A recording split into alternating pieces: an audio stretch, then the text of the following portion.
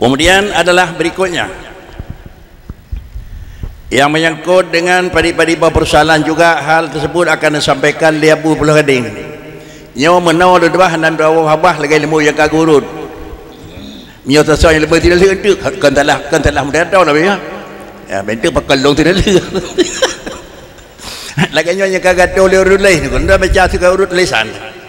Kemudian adalah jenama Abi di Pulau Gading, dua persoalan yang dinyatakan oleh panitia yang hadap kepada beliau.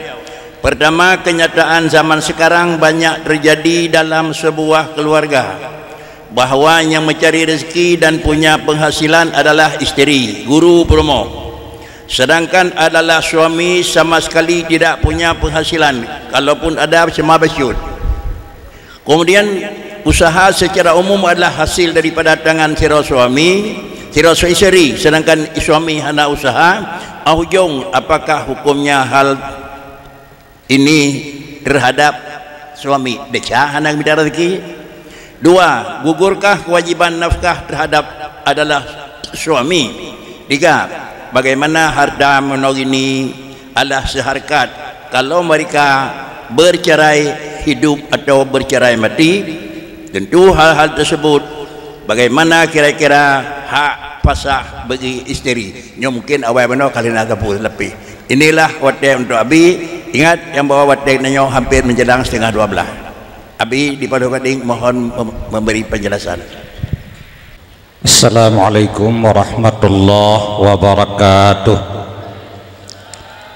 Alhamdulillah, Allahumma salli wa sallim ala sayyidina Muhammad Rasulillah wa ala alihi wa sahbihi wa mawalah, amma ba'. Yang ulun tuan hormati dan ulun tuan muliakan, Abu pimpinan dayah yang katanya cintainya serta keluarga, Mamandum Abu Abi Walid Abadi, pemateri dan pimpinan dayah serta pimpinan balai yang kehadir bauro yang berbahagianya, yang ulun tuan hormati bapak-bapak dari provinsi dan juga dari kabupaten-kabupaten yang telah hadir, bauro yang berbahagianya, juga kepada mamandum hadirin dan hadirat yang dirahmati Allah. Sesuai dengan materi yang gejo ke ulun tuan, bahwa yang harkat perumoh sementara lako hana harkat pakiban terhadap silako. Pertama, apabila si istri telah mengkontrakkan dirinya sebelum akad nikah, baik pada perusahaan swasta atau jet kepegawaian negeri, telah duluan mereka mengkontrakkan dirinya bekerja, tung upah akan sebagai ijarah in kendimah, karena ini kerja profesional, maka mengkontrakkan diri sebagai ijarah in. Kemudian setelah mereka kawin, bolehkah suami melarang? Jawab, menurut yang lun pahami dari kitab Rodah, di dalam I'anah, di dalam Tuhfatul Muhtad, dalam kitab Bujairimi, tidak boleh si suami melarang istri daripada bekerja yang si istri sebelum akad nikah sudah duluan mengkontrakkan dirinya untuk bekerja. Maka si suami hanjut ham purumoh tebiat untuk kerja karena kaawai mukumat dengan hak gop maka orang yang mengkontrakkan hak mereka lebih diutamakan. Kedua, apabila istrinya keluar bekerja untuk mendapatkan harta, baik suami itu orang kaya atau suami urang gasin, terhadap si suami hana wajib menanggung nafkah terhadap istri tadi yang telah mengkontrakkan akan dirinya untuk bekerja sebelum akad nikah terjadi. Nafkah hana wajib ditanggung oleh si suami karena haknya terhalang dikala si istri keluar untuk bekerja. Bengah itu biat tepat uro baru iwawa. Kemudian yang kelima, andainya si suami sebelum akad nikah dan pada waktu akad nikah ia tak tahu bahwa istrinya telah mengkontrakkan dirinya untuk bekerja pada suatu perusahaan atau jadi pegawai negeri. Setelah akad nikah, suami baru tahu bahwa istrinya telah duluan mengkontrakkan diri untuk bekerja. Bolehkah si suami itu mempasahkan akan istrinya dengan sebab itu?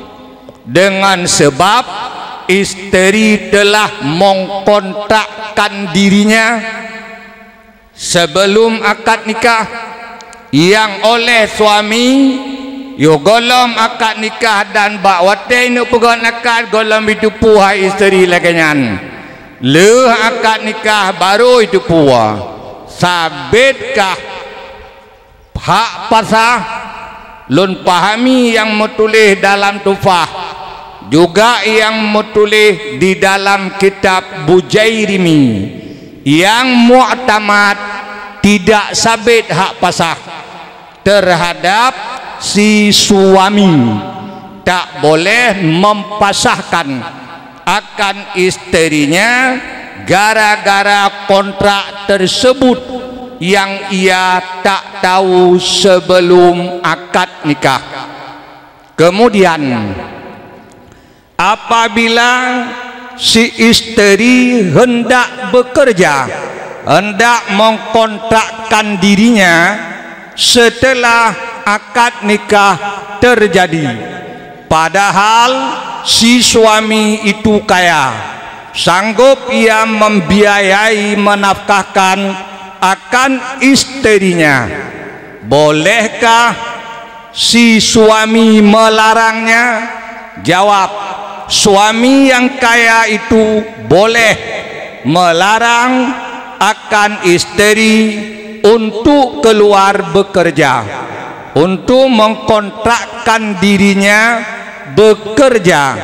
Boleh suami yang kaya melarangnya. Apabila suami sudah melarang, istri tetap batat, ia kerja cit, tetap mengkontrakkan dirinya untuk bekerja, maka istri itu nusyud, ia berdosa, durhaka dengan suaminya, dan nafkahnya gugur, tak wajib ditanggung oleh suaminya. Kemudian apabila si istri setelah akad nikah mau mengkontrakkan dirinya, padahal suami kaya, di saat ia mau mengkontrakkan minta izin pada suami, suaminya mengizinkannya, maka boleh si istri mengkontrakkan dirinya untuk bekerja sesuai dengan izin yang diberikan oleh si suami, dan nafkahnya tidak gugur. wajib ditanggung oleh suami karena suami sendiri yang menggugurkan akan haknya, maka tidak gugurlah hak istrinya.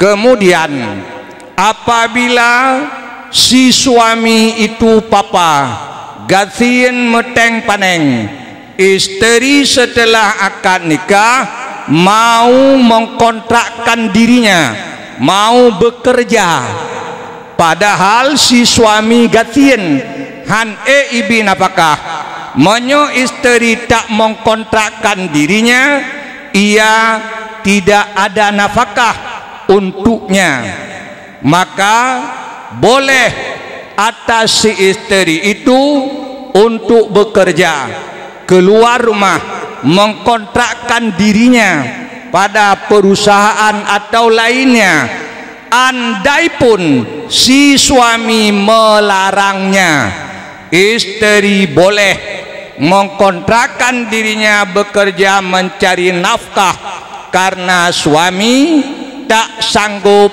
membiayainya. Andai pun dilarang, larangannya itu tak berlaku, suami keluar walau bertentangan dengan larangan si suami, istri keluar walau bertentangan dengan larangan suami, istri tidak nusyud karena ia keluar mencari nafkah yang oleh si suami tak sanggup membiayainya, menafkahkannya. Andai pun si istri itu bisa ia bekerja di rumah untuk mencari nafkah, seperti misalnya menjahit, ipegat kue hinai rumah hanai tu biit, walaupun jut diharkat irmoh dengan hanai tu biit, pendapat kuat jut tu biit. Apabila si suami gathien han jibi nafkah terhadap si istri, maka boleh istri itu keluar mencari nafkah, dan nafkah si istri itu mantang wajib atuh si suami han gugur, maka nafkah-nafkah pada hari-hari yang ia lewati jadi hutang terhadap si suami, karena nafkah prumo ngelewat wate han gugur. Beda dengan nafkah ke ayah ke mak, nafkah udah cik kanu lewat wate gugur hanjut hutang, tapi nafkah prumo jut hutang apabila si istri si suami tak sanggup membayarnya. Kemudian dengan sebab si obelean, kemudian suami wajibkah ia berusaha untuk mencari nafkah buat istrinya? Jawab tersebut di dalam kitab Raudah, wajib si suami berusaha untuk memenuhi kebutuhan istrinya. Wajib atuh lakau usaha untuk memenuhi nafkah buat istrinya. Dan getulih li Dr. Wahbah Dohaili dalam Fiqhul Islam, wajib juga atas si suami berusaha untuk mencari nafkah buat istrinya. Apabila ia berpangku tangan tak mau mengusahakannya, maka si suami itu berdosa. Kemudian dengan sebab papanya si suami tidak sanggup membiayai akan istrinya, bolehkah si istri itu mempasahkan dirinya daripada nikah suaminya?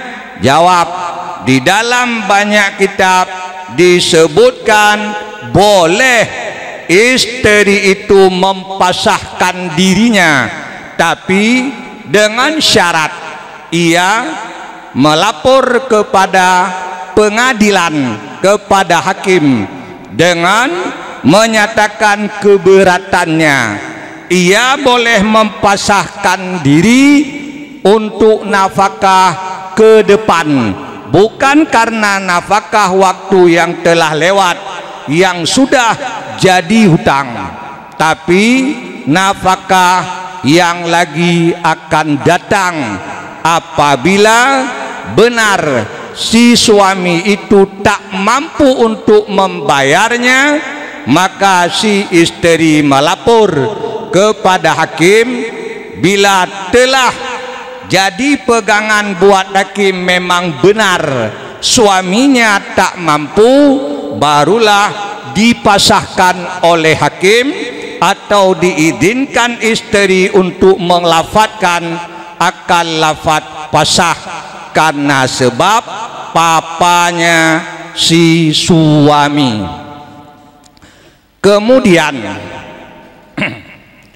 bagaimana dengan harta gono gini? Ditulis oleh Imam Darkashi di dalam Mansur fil Qawaid bahwa yang hak si suami hanya memiliki intifa si istri, bukan ia memiliki akan diri manfaat istri. Suami hanya memiliki intifa istrinya, bukan si suami memiliki akan manfaat. Maknanya manfaat istri kan milik bagi si suami. Suami hanya memiliki intifa, mengambil manfaat, itu yang hak dia. Adapun manfaat bukan milik dia. Kata Darkashi dalam Mansur fil Qawaid, alasannya andainya terjadi watak syubhat pada si istri, maharnya milik si istri, bukan milik si suami. Maka setelah kita paham apa yang dikatakan oleh Imam Darkashi, maka apabila istri itu bekerja, hasil kerja istri buat si istri, tak ada perkongsiannya dengan suami. Itu milik murni milik si purmoh, kon atra lakau, tapi nyan atra purmoh, maka hana kongsi dengan lakau. Nah, murni nyan atra purmoh. Kemudian sebenarnya lah harta gono gini nyan hana di dalam Islam. Di dalam Islam harta masing-masing, sehingga nabab di dalam kitab bab dekut bila purmoh kaya jut bayu dakut kelako kasien monyo purmoh kaya jut juk dakut kelako kasien. Beda dengan lako kaya hanjut juk dakut ke purmoh kasien. Karena dengan kaya lako kaya purmoh, karena nafkah ji yang tanggung. Tapi monyo purmoh yang kaya jut juk dakut ke lakau, karena kaya purmohana kaya lakau, karena nafkah lakau kon purmoh yang wajib menanggungnya. Dan lun baca pada purah KHI yang sering dipakai oleh pengadilan pada pasal 86 ayat 1 menyatakan bahwa sebenarnya lah tidak ada perkongsian harta antara suami dan istri dengan sebab akad nikah, dan masing-masing berhak mengurus akan hartanya masing-masing. Istri mengurus harta istri, suami mengurus harta si suami. Lagian pada ayat 1 dan ayat 2 pasal 86, maka ahwate tabaca adanya perkongsian, karena memang mereka sebenarnya berkongsi di dalam bekerja. Adanya perkongsian karena duluan sudah dibuat perjanjian, maka bukan asalnya terjadi perkongsian dengan begitu selesai akad nikah. Karena adanya perjanjian, mungkin yang mutuleh ba'awai buku nikah poin yang ke-6, bahwa harta yang dihasilkan di dalam masa perkawinan itu harta bersama. Mungkin itu adalah perjanjian, berdasarkan perjanjian yang kali iteken bak buku nikah oleh suami istri. Mungkin yang teken yang hanai itu purdu karena sebab hanai baca. Lagian yang lun pahami, maka kesimpulannya di dalam bab gono gini itu sebenarnya lah tidak ada gono gini. Masing-masing punya masing-masing, tidak berkongsi dengan semata-mata akad nikah. Adapun pemberian yang diberikan, yang berlaku di dalam masyarakat teo, yang kagepubut oleh ulama-ulama awal, kan maknanya salah. Itu ada sisi lain yang mereka perhatikan, maka dibuatlah harta harkat. Tapi ketahuilah, bukan harta harkat itu dengan semata-mata akad nikah terjadilah harta harkat, bukan. Tetapi yang gebagi gebonan harta harkat itu karena ada sisi yang diperhatikan, sehingga diberikanlah buat si istri dari kekayaan si suami. Kemudian kembali kepada persoalan, bak persoalan tanyo, istrilah yang bekerja, yang mendapatkan hasil, yang punya kekayaan, sementara suami tidak ada. Maka andainya mereka bercerai atau mati, si suami tak mendapat harta gono gini, memang tak ada. Lagenyo lebih dan kurang menurut yang lun pahami, menyona kurang daknya disempurnakan. Assalamualaikum warahmatullahi wabarakatuh.